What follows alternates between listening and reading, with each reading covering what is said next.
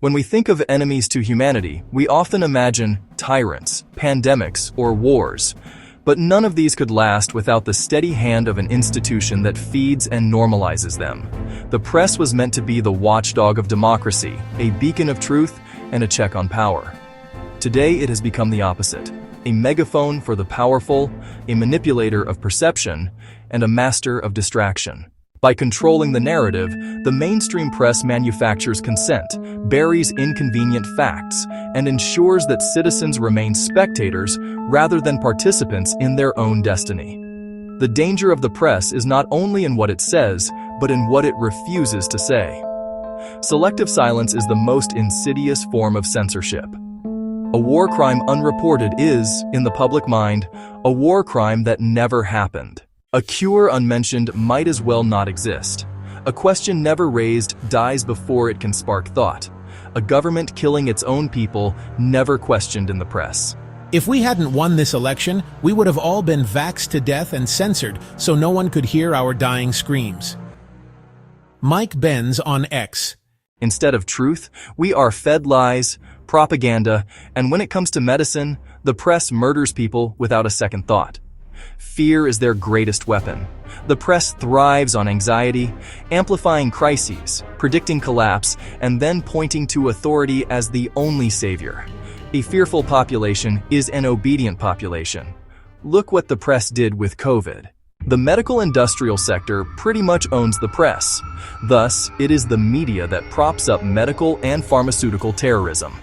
Hitler would envy the propaganda machine we now have, barking out misinformation so many times a day that it's enough to make anyone sick. Together, they form a single beast, the media as megaphone, the pharmaceutical sector as master. It is this unholy alliance that props up what can only be called medical and pharmaceutical terrorism. Hitler would envy today's propaganda machine. He had Goebbels and a radio. We now have 24/7 global news networks, social media algorithms, a pharmaceutical sector with trillions to spend. The message is repeated so many times a day, in so many ways, that the average person no longer thinks for themselves. They only echo what they have heard. The press no longer informs. It engineers consent. Stories are not reported to reveal truth, but to shape belief and behavior. This is why medical dissenters are demonized, alternative therapies are buried, and entire nations can be branded heroes or villains overnight. It's an open war in the press against Kennedy, the only man alive willing to confront the status quo that has Americans sick and dying at unprecedented rates. However, a man in a white coat says something on CNN, and it is gospel. A dissenting doctor says the opposite, and it is disinformation, worthy of censorship. It looks like this week, with Robert F. Kennedy Jr., will be announcing the suspected culprits in the great autism question. That will shake the pharmaceutical industry to its very core. They have been trying since the 1980s to bury the idea that autism comes from anything they do.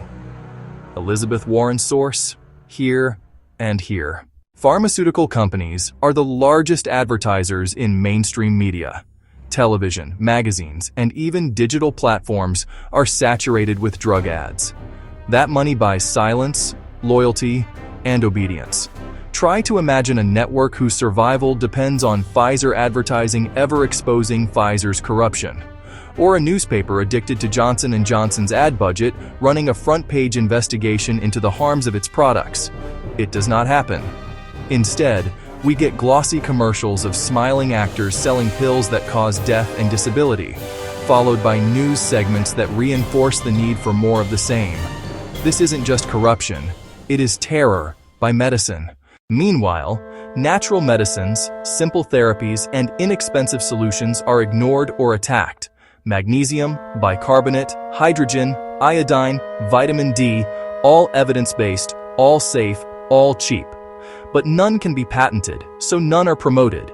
Instead, they are mocked as alternative or unproven, while the public is herded toward high-priced, high-risk pharmaceuticals that few can afford. This silence costs lives. It robs humanity of health and robs individuals of sovereignty over their own bodies. And it is not accidental. It is systemic censorship, enforced by the fusion of corporate medicine and corporate media. That is fascism.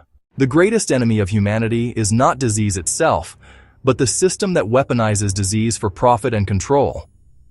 The mainstream press is its primary tool, shaping minds and bending wills, while the medical-industrial complex extracts wealth and spreads dependency. As long as we believe what they say, we remain trapped. The spell breaks the moment we begin to listen with our own ears, to question with our own minds, and to seek truth outside the channels of power. Until then, the press will remain what it has become, the world's most dangerous pathogen.